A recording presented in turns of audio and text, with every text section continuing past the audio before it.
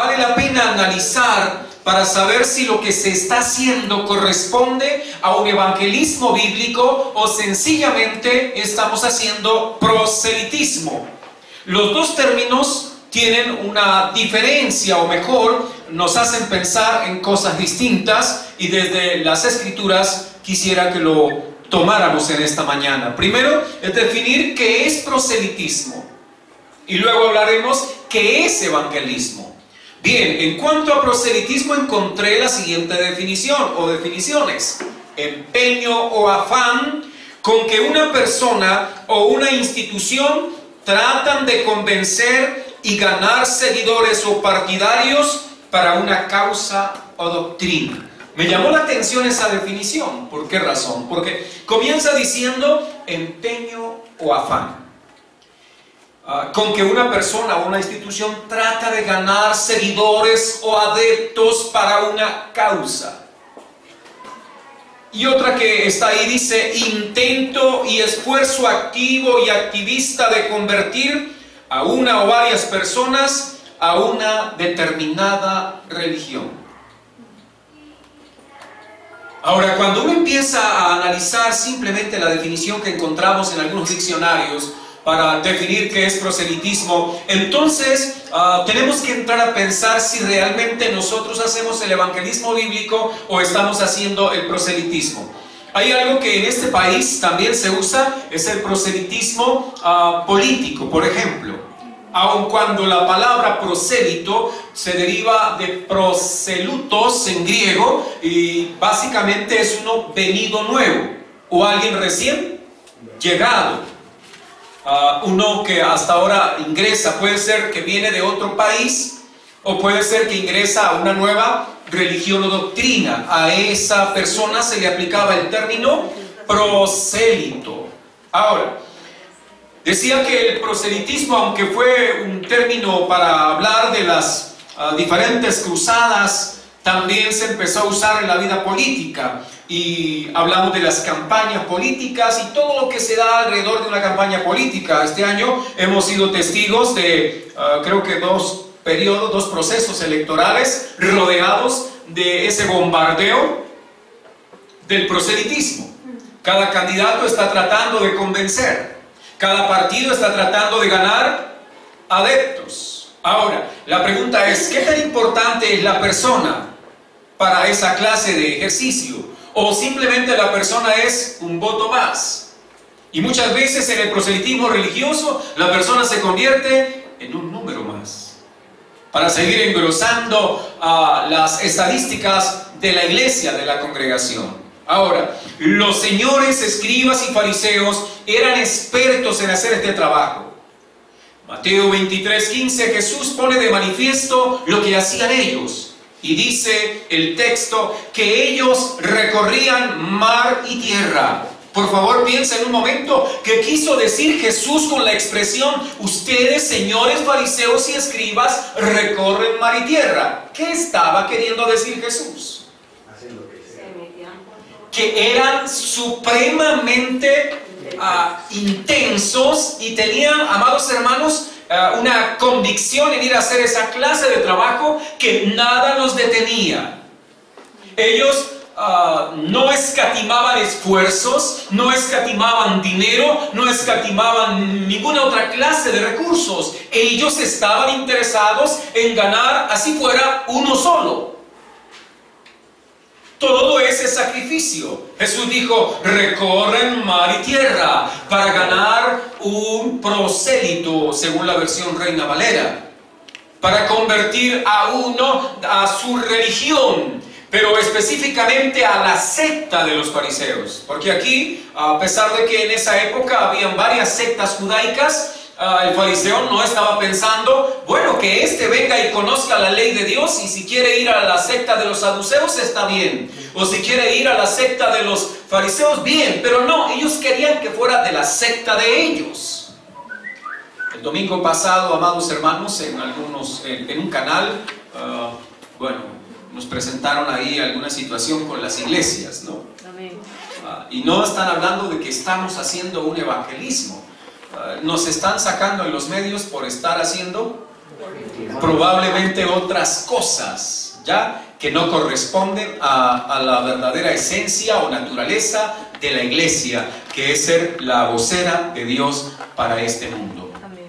Bien, entonces Jesús también le dice a ellos: ustedes ganan a un prosélito, y cuando ya lo tienen ustedes en su grupo, Jesús dice, lo hacen 2 veces más hijos del infierno.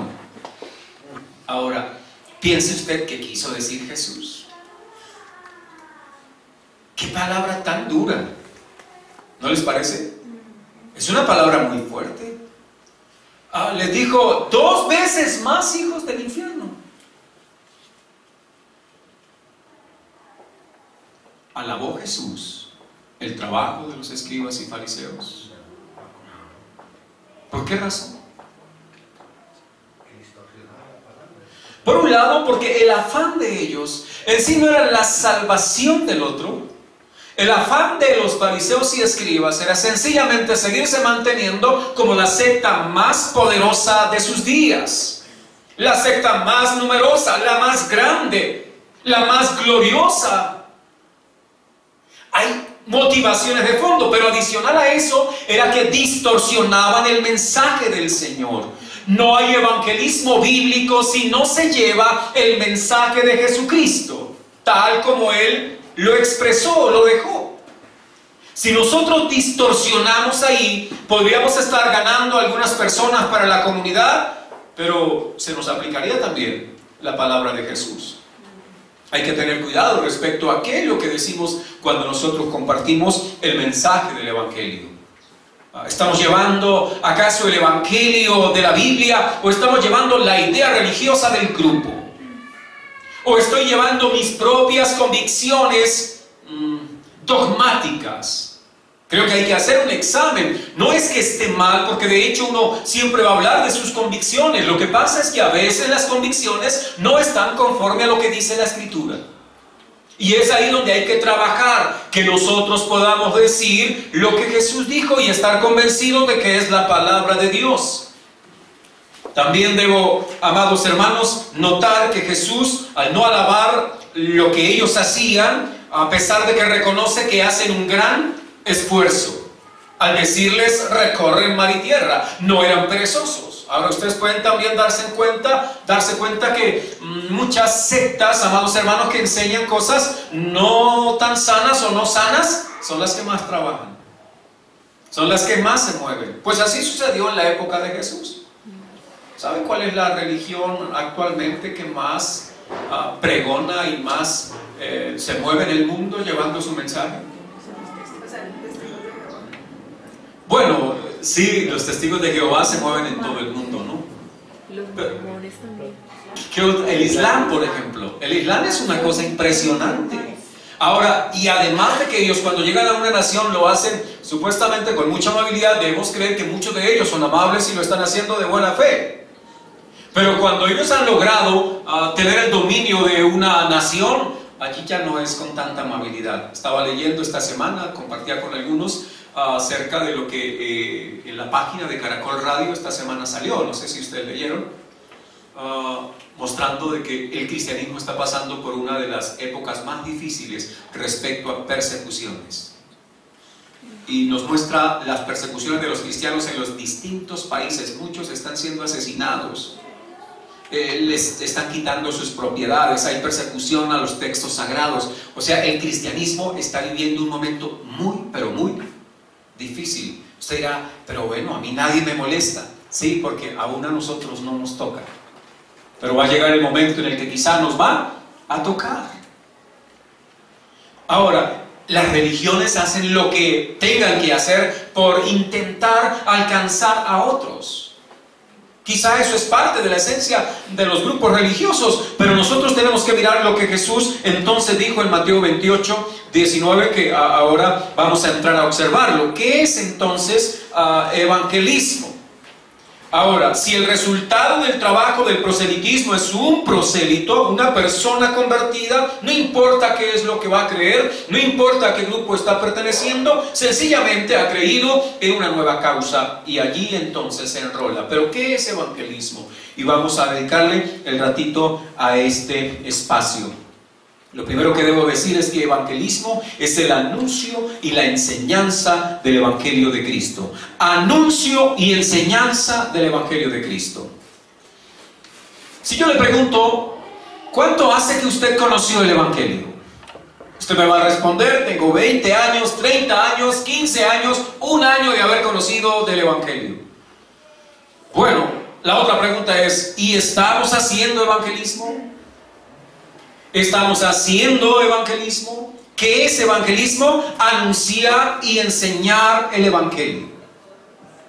Ahora, sé que hemos entendido por evangelismo algunos proyectos, alguna especie de campañas, diríamos también que con ciertas metodologías para ganar a otros. Me acuerdo tanto que alguien propuso las 4 leyes o 5 leyes espirituales, y entonces uno salía con un tratadito así parecido a este, y uno lo primero que le preguntaba es: ¿quieres ir al cielo? O la otra: si te murieras hoy, ¿a dónde irías? Y uno quedaba ahí, ¿verdad?, que no sabía qué hacer cuando le hacían esa clase de pregunta. Ahora, se hicieron grandes campañas en los 80, en los 90 y todavía se siguen haciendo invitaciones a los estadios, grandes concentraciones, y allí el predicador entonces decía: bueno, si hay una persona que en esta noche quiere recibir a Jesús en su corazón, levante su mano, venga al frente. Y al final de la campaña decían, se convirtieron 1000, 2000, 5000 personas, y entonces la iglesia sentía que estaba haciendo evangelismo. ¿Pero es eso evangelismo? ¿O sencillamente es proselitismo? Usted dirá, pero se estaba anunciando el Evangelio. A veces el anuncio era alrededor del predicador.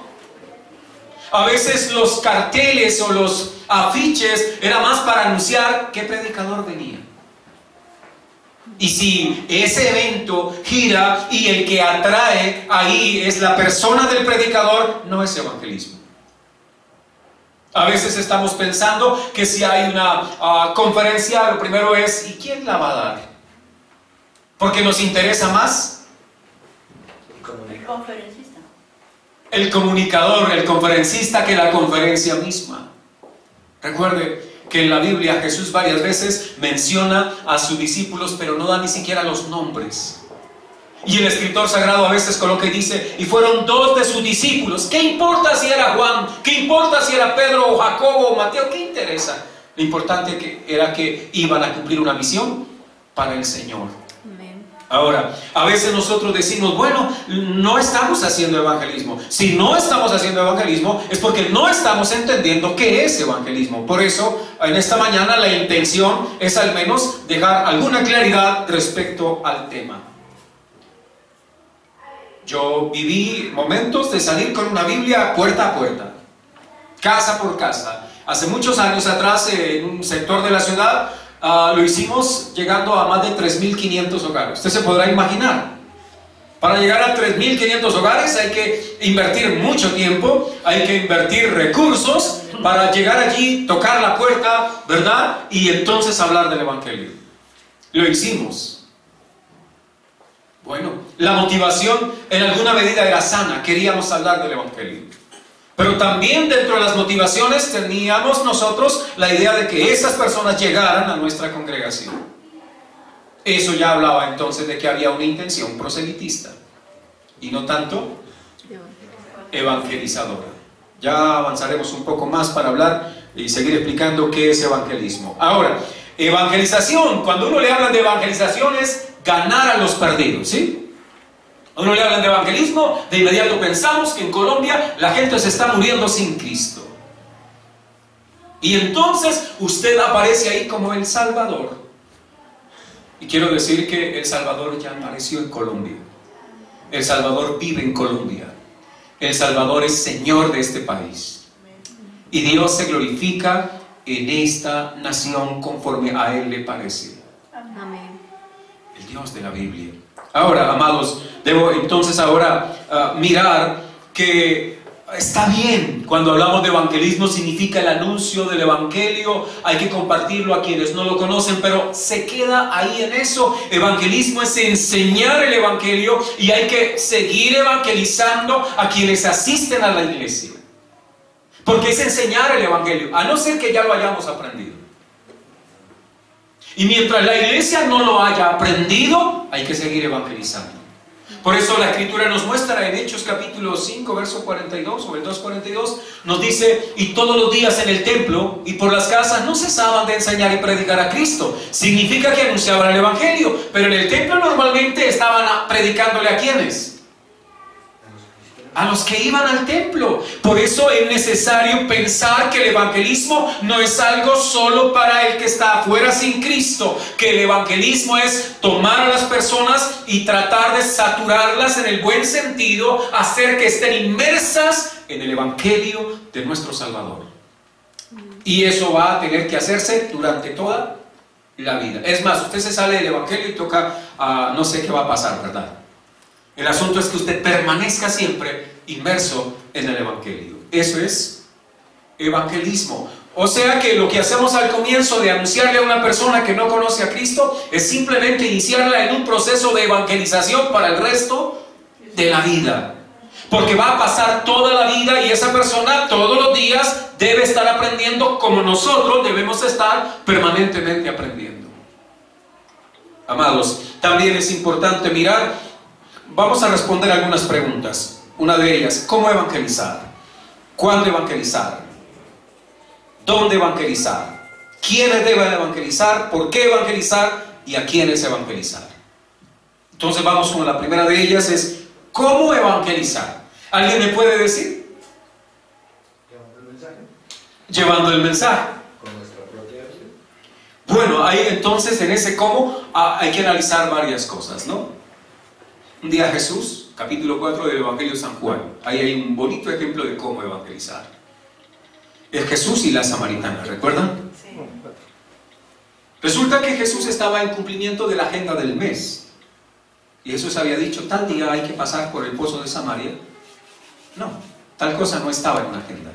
Bueno, la de Dios sí, pero no en un programa de esa naturaleza. La Escritura muestra que Jesús llegó al pozo y no había nadie en el pozo. Ahí estaba Jesús solamente. Quizá pasaron algunos minutos y llegó una mujer. ¿Dónde estaban los discípulos? Se habían ido al pueblo a comprar algunas cosas. Y esta mujer llega a esa hora al pozo y Jesús de inmediato comienza a evangelizarla. ¿Cómo lo hizo? Ahora, ¿es una situación pactada o es casual? Casual. Es casual. No es algo así como que ya está programado. Mire, mañana es lunes. ¿Sabe usted lo que va a pasar mañana? No. Pero si mañana de pronto usted va en el bus para su trabajo, o va en el Transmilenio para su trabajo, o está de pronto al lado de una persona con la que trabaja allí en la empresa o compañía, pues hay que entender que por algo usted está ahí. Quiero decir que a veces nosotros no vemos a Dios obrando en nuestra cotidianidad. Y a veces, por alguna razón, esta semana escuchaba a un hermano que decía: mandé a hacer unas gafas y me quedaron muy mal. Y me sentí mal porque no me quedaron bien. Y tuve que regresar otra vez. Y resulta que después de regresar, molesto, un poco incómodo, allí cuando llega encuentra al señor de la funeraria. ¿De qué estaba diciendo? De la óptica, sí. Se adelantó mucho. Me adelanté demasiado. Al señor de la óptica. Y el señor de la óptica tiene la Biblia abierta esa mañana que él va. Cuando él había ido la primera vez, tal cosa no había pasado. Pero había una Biblia abierta y cuando él llega un poco así como molesto, ve una Biblia abierta. Él de inmediato siente que debe portarse mejor. Que si va molesto, cálmese, ¿no? Ahora, se dirige para hacer el reclamo, pero ya con el freno de la Biblia que estaba ahí sobre el mostrador. Se siente impelido a preguntarle: ¿usted lee la Biblia? Y el señor de la óptica le dijo, sí, yo estoy leyendo, pero pues la verdad no entiendo mucho, pero quiero leerla. Comenzó una evangelización. A los 5 días, esa persona de la óptica estaba en el grupo familiar que este hermano dirige en su propia casa. O sea, ¿fue casualidad que las gafas quedaran mal? No, pero Dios tenía algo por hacer. Ahora, lo interesante de este ejercicio es que este varón entendió cuando llega allí molesto pensando en sus gafas, entiende que algo va a pasar. Y es que hay una Biblia abierta, alguien probablemente había estado hojeando la Biblia y él de inmediato es movido a preguntar. Y el otro empieza a abrir su corazón. La persona ya fue al menos la semana pasada al grupo a seguir escuchando el mensaje del Evangelio. ¿Programado eso? No, él salió fue por sus gafas. En ese quehacer, en ese mover cotidiano, hay muchas cosas que nosotros dejamos de hacer. Y a veces estamos pensando que necesitamos todo un programa evangelístico. No, es que el programa lo creó Jesús allá después de que Él le dijo a los discípulos, ustedes van a ir a todas las naciones y van a hacerlo así de esta manera. Dios nos puso en este mundo para que podamos alumbrar como una luz en cualquier lugar. Ahora, entonces Jesús en el capítulo 4 no tiene nada planeado. La mujer llega y Él le dice, mujer, dame de beber. Y comenzó el diálogo. Una charla normal. Es más, la mujer de una vez puso las barreras culturales, religiosas, étnicas, como diciendo, ¿con ustedes? Nada que hacer. Jesús dijo, no, esta señora es muy brava, yo mejor me voy. ¡No! ¿Qué hizo Jesús?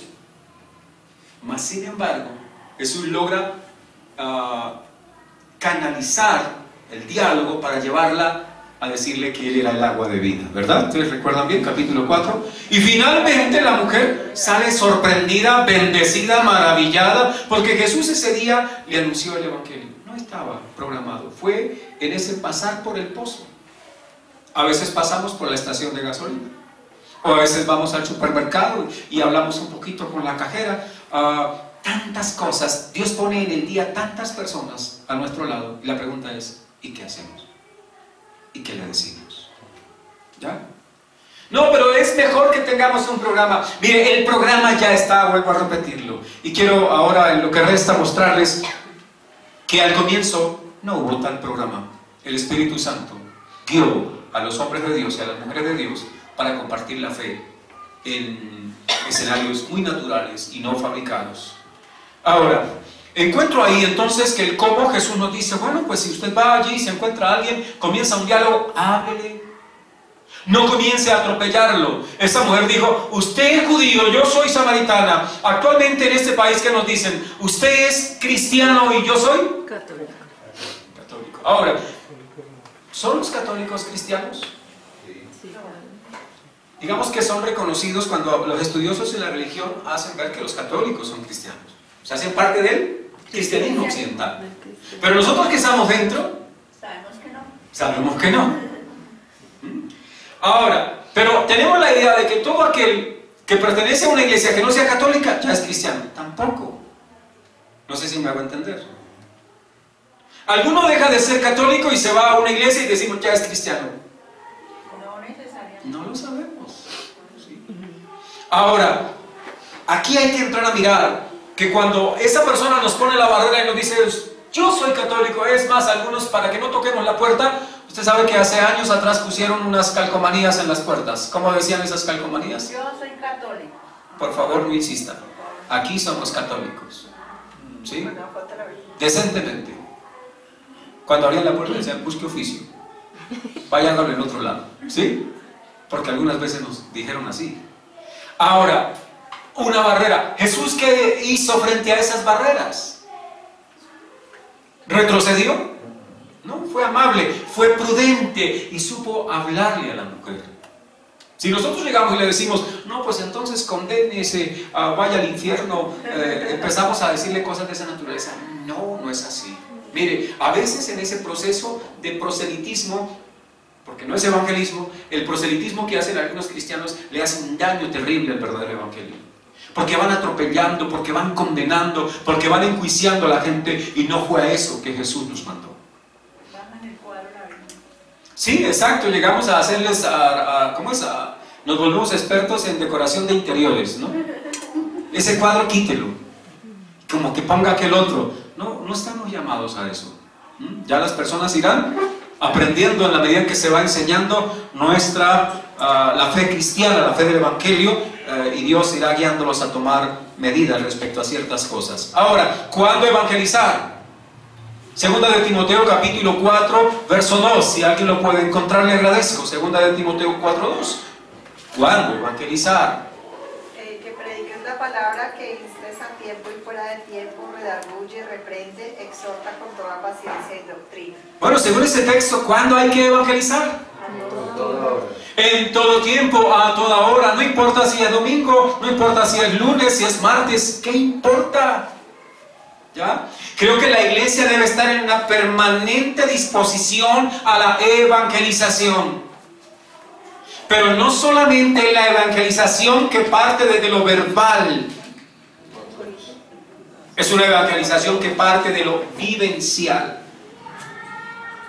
Hay mucho proselitismo. Hay mucho ruido religioso. Pero para mí era un poco doloroso de pronto pensar en aquel pastor que quizá de buena fe, según lo presentaban en el programa hace 8 días, se puso a ofrecer el 5 por 1. Vincúlense al proyecto 5 por 1. De 1 y reciba 5. Qué cosa más mentirosa. Ahora, yo no voy a juzgar al pastor, porque ¿quién soy para juzgarlo? Pero simplemente quiero decir que tal vez lo hizo de buena fe. Alguien le dio la idea del 5 por 1. Se dejó engañar. Y el que se deja engañar y es anunciante, termina engañando y haciéndole un favor al diablo, al engaño, al adversario. No hace bien eso. Ahora, el 5 por 1 Falso. solo deja a la iglesia en vergüenza. Por eso evangelizar no es prometerle al otro que traiga a su casa para que Dios le dé 5. Eso no es evangelizar. Eso lo están viendo como estafar, y creo que tiene que ver con eso. ¿Ya? Eso es bien distinto. No nos pongamos a prometer lo que el Señor no nos mandó a prometer en su nombre, ¿verdad? Bien, entonces hay que hacerlo en todo tiempo, en todo tiempo. Bien, bueno, usted dirá, pero bueno, es que si yo salgo a la calle y cojo la Biblia y voy puerta a puerta, pues si usted es movido por Dios a hacerlo, hágalo. Pero si no, creo que Dios lo está poniendo todos los días frente a personas para que les hable de la palabra. Hay personas que trabaja uno con ellos y uno les dice en algún momento de charla, mira, me permite compartir un poco acerca de la Biblia, de Cristo, y la persona de una vez dice, ¿saben? Para que no tengamos dificultades como compañero de trabajo, a mí no me hable absolutamente nada de eso. Sí, algunos ponen esas barreras. Usted no se preocupe, no lo vea como un enemigo. ¿Sí? Por ahí en 2 meses, por alguna noticia que se haya dado, por alguna situación que esté impactando a la gente, usted aproveche para dar un pequeño golpecito con la palabra. Y esos golpecitos, poco a poco, irán causando efecto. Pero hay que mantenernos atentos a eso. Ahora, por ejemplo, salimos nosotros a la calle y la gente está hablando de que esta ciudad está muy mal. Y la verdad creo que sí. Creo que nunca ha estado bien tampoco. ¿Ya? Pero hay un gran debate acerca de una máquina que tapa huecos. Y la gente está hablando de la máquina tapa huecos. Pasa por una calle y encuentra huecos y de una vez se acuerda de que en la ciudad hay una máquina que tapa huecos. Ahora, de pronto usted empieza a conversar con algún amigo conductor y le dice, qué horrible están las calles, mire esos huecos. ¿Sí? Ahí me están dando toda una oportunidad para comenzar a hablar del Evangelio. ¿Cómo se vería la calle bonita si no tuviera huecos? ¿Cómo se vería una vida si no tuviera grandes huecos espirituales, grandes pecados, ¿verdad? ¿Cómo sería eso de hermoso? Y empezar a llevar un diálogo para hablar de la fe del Evangelio. Pero a veces no lo hacemos, nosotros callamos porque es que Como hay por ahí una película que hicieron en México, se llama El hermano de la secreta. El hermano de la secreta es un incógnito, un cristiano que nadie sabe que es cristiano. Ya es de las fuerzas especiales. Ya, entonces para que nadie lo identifique hace las cosas. Secretamente. ¿Qué hacen los demás? Se comporta igual. Se comporta igual. Ustedes saben que los que se infiltran se comportan iguales a los otros. Entonces, estos cristianos van, infiltran ciertos grupos y hacen exactamente lo mismo. Eso no fue lo que Jesús nos mandó a hacer. Él dijo que éramos luz. Amén. Y la luz jamás se va a comportar Igual a la sombra. a las tinieblas, como sombra o como tinieblas. Bien, entonces, ¿cuándo? En todo tiempo, ¿verdad? Instes a tiempo y fuera de tiempo. A veces uno dice, no, pero es que a esa persona le he hablado 10 veces, 20 veces, yo ya no le vuelvo a hablar. Señor, en tus manos se lo entrego. Pero por alguna razón pasan 2 meses y sigue estando al lado suyo. ¿Sabe qué quiere decir eso? Bueno, que con toda prudencia, no es tampoco empezar a ¿cómo se dice? A bombardear. A ser intensos ahí. No. Hay cristianos que de pronto el otro quiere hablar un poquito de fútbol y usted, no, fútbol no, Biblia, Biblia. Sí, pero si usted comienza con el fútbol, termina con la Biblia. Jesús comenzó hablando del agua del pozo para terminar hablando del agua de la vida. ¿Ya? A veces nos complicamos mucho y no hacemos el trabajo y estamos tratando de culpar ciertas situaciones que no tienen que ver. La verdad, la evangelización no es un asunto institucional, la evangelización es un asunto individual.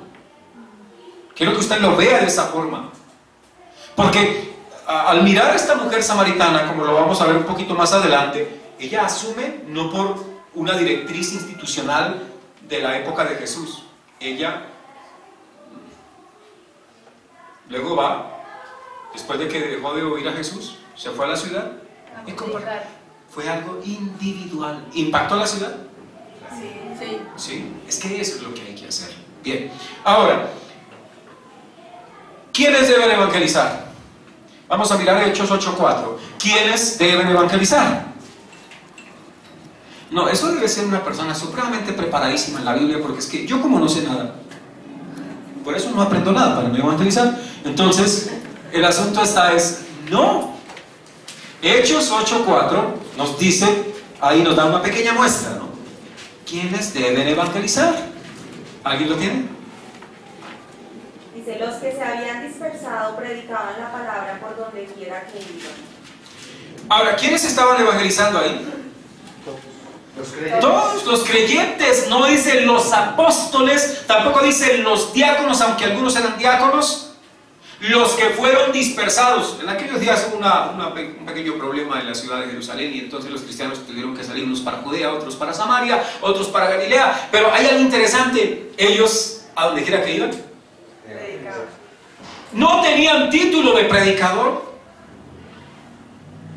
no tenían licencia de predicadores para que lo hicieran. No, eran simplemente hombres de fe que entendieron que el haber recibido el mensaje del Evangelio había transformado sus vidas, y es como el hambriento que ha encontrado pan y va y encuentra a otros hambrientos. Si no es egoísta, ¿qué hace? Les dice, encontré pan. Y eso pasa normalmente con los habitantes de la calle, ¿no? Usted llega con un canastado de pan por allá a cierta parte de la ciudad y pasa un habitante de la calle y usted le entrega un pan. A la media hora va a tener 10, 15, 20, porque él va y cuenta. Y dice, mire, él está repartiendo. Él coge su pan y va y se come lo suyo, pero quiere que otro también venga. A veces nosotros los cristianos nos comimos nuestro pan y habitamos en medio de gente que está muriendo de hambre espiritual. Y no les estamos diciendo dónde está el pan. ¿Sí? Ahora hay que ver lo siguiente. Estos que fueron dispersados no significa que cogieron por el camino a todo el que iban encontrando le iban diciendo. Significa que a donde llegaron ellos comenzaron a diseminar el mensaje del Evangelio. aclaro, porque de pronto usted dice, pastor, digo que pues a lo que saliéramos de ahí a calle, usted entonces va por esta calle y a toda persona. No es eso lo que quiero decir, ¿sí? Quiero decir es que Dios nos pone, voy a presentarlo de esta forma. ¿Por qué vive usted en el conjunto donde vive? ¿Por casualidad? ¿Por accidente? Y resulta que debo pensar que yo vivo en el conjunto o en la unidad residencial donde Dios me puso a vivir por una razón, porque allá Dios necesitaba ¿qué? Una luz. Ahora viene la pregunta, ¿y está haciendo usted luz a sus vecinos? Sí, pero cierro las cortinas. Nadie se da cuenta de que somos luz. Porque lo que dice Melanie es cierto. Resulta, en las personas pasan cosas bien curiosas, y es que no siempre el terreno está para sembrar la palabra.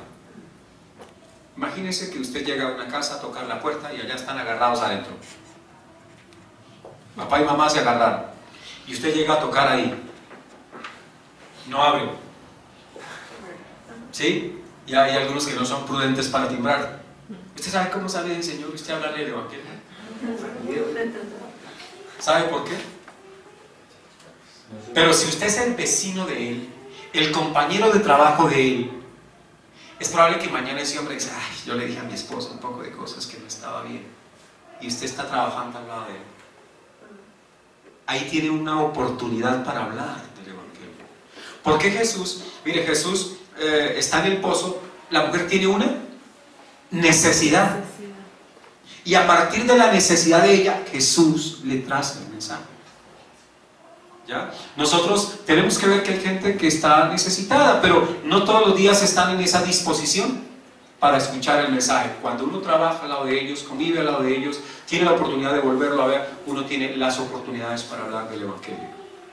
Pero si usted va por la calle y alguien lo aborda y le dice, espere, le voy a hablar quién era yo cuando estaba en el mundo. Entonces, muy seguramente el otro si alguien lo aborda en la calle, ¿usted qué es lo primero que piensa? Me van a robar. O sea, nosotros, ahora, utilizar esa especie de método no es el correcto. Y si usted aborda a una persona que usted no conoce, ni que lo conoce a usted, oído, le va a decir, ustedes son un poco estafadores, ladrones. Ahí están esos pastores vividores. ¿Sí? ¿Han escuchado frases así? Pero resulta que si es el compañero de trabajo, usted le dice, si le dice, es que ustedes son un poco ladrones. A ver, ¿sí? ¿Cómo? ¿Y yo qué le he robado? ¿Sí? Claro, uno no lo va a decir así, pero es que el otro ya no le va a decir, usted es un ladrón. Porque a usted lo conoce y su testimonio habla, su testimonio comunica. A usted no le pueden llamar ladrón porque simplemente se les antojó. Pero si a usted no lo conocen, ¿cómo hago para saber qué tan honesto es usted? ¿Ya? Entonces, por eso es importante entender que hay que hablar en todo tiempo, que todos debemos hacerlo, pero ese abordaje a personas, a no ser que Dios, por alguna razón que no la conozcamos, porque Dios lo puede hacer, hay momentos en que uno va sentado en el Transmilenio, la persona que va al lado va llorando, va sufriendo ahí, no sé. Usted ha sentido ahí como que debo hablarle el Evangelio, ¿sí? Preguntarle, señora o señor, perdone, ¿no? ¿Tiene problemas acaso? Y yo soy cristiano, quisiera de pronto poder orar por usted, y empezar un diálogo ahí, ¿sí? Me hago entender, y hablarle, ahí quizá algo va a escuchar. Si lo hacemos guiados por el Espíritu, no habrá problema. Pero cuando nosotros queremos ir a apabullar a la gente allá afuera, pues nos vamos a llevar grandes sorpresas. Algo más. ¿Por qué evangelizar? ¿Por qué? Que es la gran comisión. Nos debe mover la misericordia hacia los demás, así como Dios la tuvo con nosotros. Entonces nos debe mover porque es la gran, Comisión. o sea, es el mandato, es la ordenanza de Jesús. Y nos debe mover también la acción de la misericordia. Dios tuvo misericordia de mí, yo debo tener misericordia de otro. Pero principalmente es porque Jesús lo ordenó. Entonces con eso lo honramos a Cristo como Señor. ¿Cómo comienza la gran comisión? He aquí toda potestad me es dada en el cielo y en la tierra. ¿Sabe qué quiso decir Jesús? No vayan a evangelizar por evangelizar. Ustedes van a evangelizar porque yo soy el Señor de todas las cosas. Si usted no tiene claro eso, no vaya a evangelizar. Porque probablemente va a presentar a un Señor que no es dueño de nada. Va a presentar a un Señor que le toca casi que pedirle permiso al diablo para poder hacer alguna obra en esta tierra. Ese no es el Señor de la Biblia. Toda potestad me es dada, dijo Jesús, en el cielo y en la tierra. Ahora sí, por tanto, ir y hacer discípulos a todas las naciones. O sea, que este es negro, que este es blanco, que este es judío, que este es gentil. ¿Qué importa la nacionalidad? A todas las familias de la tierra hay que hablarles el evangelio. Si usted tiene una persona y a usted le cae mal, ¿hay paisas acá? ¿No hay paisas? No. Entonces, supongamos que a usted le caigan mal los paisas. Esos paisas ojalá se vayan. No, ¿qué importa si es paisa? No, pero es que una vez un paisa me tumbó. Bueno, no significa que todos los paisas sean así. Usted debe compartir el evangelio. Es más, para que los paisas no sigan haciendo eso. Sé que ellos no lo hacen. Algunos son muy hábiles en los negocios, ¿no? Bien. El tema es, debo evangelizar. Miren lo que dice Pablo en 1 Corintios capítulo 9, verso 16. 1 Corintios 9, 16. Ahí rapidito observamos. ¿Qué decía Pablo respecto a por qué evangelizar? ¿Qué dijo? Sin embargo, cuando predico el Evangelio no tengo de qué enorgullecerme, ya que estoy bajo la obligación de hacerlo. Ay de mí si no predico el Evangelio. Qué bonita palabra dijo Pablo, ¿no? Pablo dijo, si predico el Evangelio no tengo como por qué sentirme orgulloso y buen cristiano y juicioso en la tarea. No tengo por qué sentirme así. Él dice, porque me es Dado. impuesta la necesidad. En otras versiones dice, porque me es obligación hacerlo. La pregunta obligada es, ¿estamos nosotros haciéndolo así? Ahora, ¿qué más dice al final? ¡Ay de mí! Si no predico el Evangelio.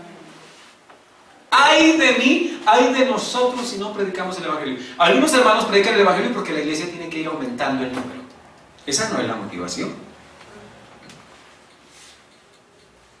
Eso es proselitismo. Ganar adeptos. ¿Por qué evangelizamos? Porque es el mandato de Cristo. Y cuando usted cumple el mandato de Cristo, mire, algunos no van a creer, pero otros creerán. Ahora, en el que no cree aún, el acto glorifica a Dios, porque usted anunció el Evangelio. Y en los que creen, pues también, porque Dios ha sido bueno para con esa persona al llamarle a sus caminos. Ay de mí si no predico el Evangelio.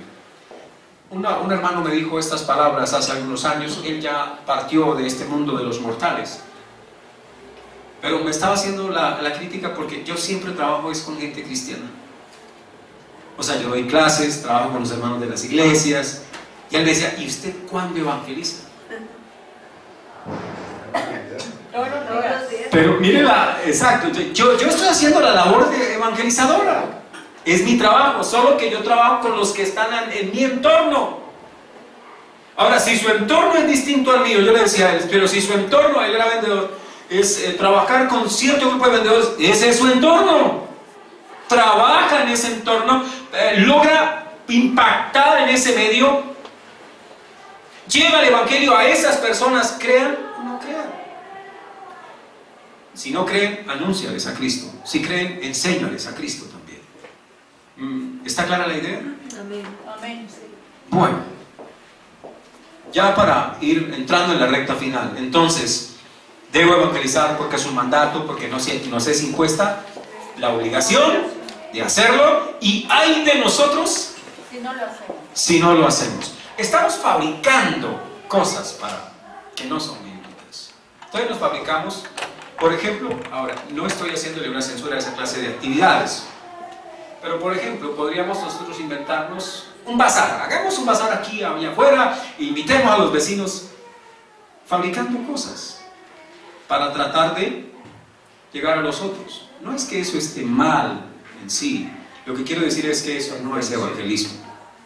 ¿Ya? Eso lo podemos hacer, quizá para hacer un poco de amistad con los vecinos. Y luego que ya hayamos hecho un poco de amistad con los vecinos, pues empezamos a ¿qué?